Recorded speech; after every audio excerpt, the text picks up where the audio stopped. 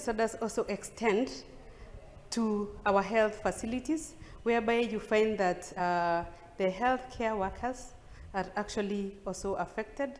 You find that actually they are the people who should be offering support, who should be caring for the people who are affected, but they are also humans, and they also actually face challenges such as addiction.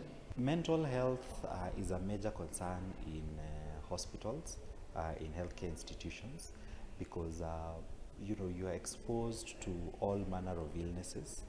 You are exposed to gruesome events, especially when you have road traffic accidents coming in. You see patients being brought into life. That's when mothers are giving birth. And this being the Mental Health Awareness Month, we as Imara Hospital, we thought it is very essential to let everyone get the knowledge and the essential reason as to why people should get to know why out there people are struggling, but they don't know how to open up, and also they don't know to who they should open up. So na tukitigana na icio no aikari kuma mwena wa